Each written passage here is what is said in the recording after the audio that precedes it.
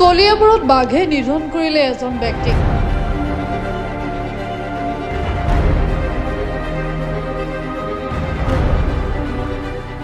হাবিৰ মাজত মৃতদেহৰ খণ্ড বিখণ্ড অংশ উদ্ধাৰ। বাঘৰ সন্ত্ৰাসত সন্ত্ৰাসিত অঞ্চলৰ লোকৰ আৰক্ষী চকী ঘেৰাও।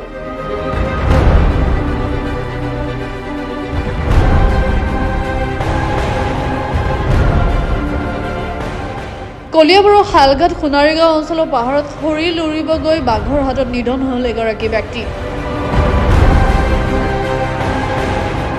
মৃত ব্যক্তিজনৰ নাম বাসুদেৱ কৰ্মকাৰ। কালিৰ পৰা সন্ধানহীন হৈ থকা বাসুদেৱ কৰ্মকাৰৰ মৃতদেহ উদ্ধাৰ হোৱাৰ লগে লগে ক্ষোভিত জনতাই শিলঘাট আৰক্ষী চকী ঘেৰাও কৰে। নৰসাধক হৈ পৰা বাঘটোৰ অনতিবিলম্বে ব্যৱস্থা কৰিবলৈ দাবী জনাই উত্তেজিত জনতাই।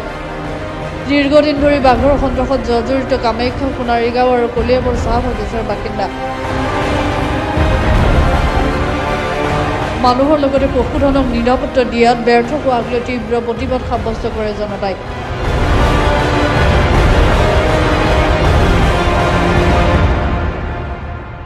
যোৱাকালি আমাক 7মান বজাত বাগানৰ পৰাই বাগান কৰ্তৃপক্ষৰ মানুহে খবৰ দিছিলে যে মানুহ এজন নিৰ্দেশ হৈ আছিলে বুলি।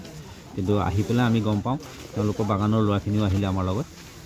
আহি পেলাই গম পাওঁ যে তেওঁলোকৰ 10জন মানুহ পাহাৰলৈ আহিছিলে খৰি নিবলৈ অহাৰ পিছত 9জন ওলাই গ'ল, এজন যোৱা নাছিলে। তাৰপিছত আমি ইয়াত বিচাৰ খোচাৰ কৰিলোঁ যদিও ৰাতিৰ আন্ধাৰত আমি ইমান ভিতৰলৈ সোমাই আহি আমি চাবহি পৰা নাই।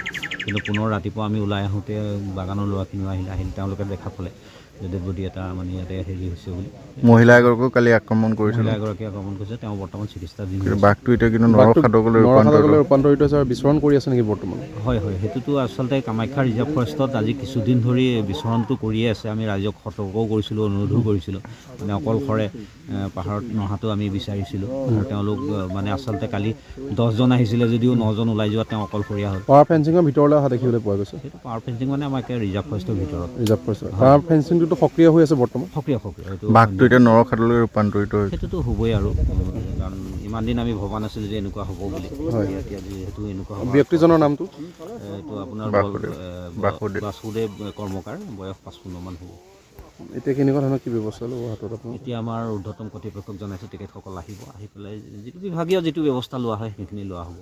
আজি আমাৰ এই কলিয়াবৰ চাহ বাগিচা, কামাখ্যা গাঁও, সোণাৰী চাহ বাগিচা, তপাহালা এইসমূহ অঞ্চলসমূহত আজি বাঘে প্ৰায় 3 বছৰ ধৰি আতংকময় সৃষ্টি কৰি আছে।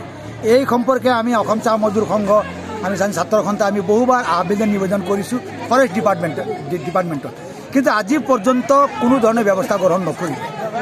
আপোনালোক জানে আজি 3 মাহৰ আগত সোণাৰী বাগানৰ মহাদেৱ তথা বোলা মানুহক নিধন কৰি বাঘে ভক্ষণ কৰিলে।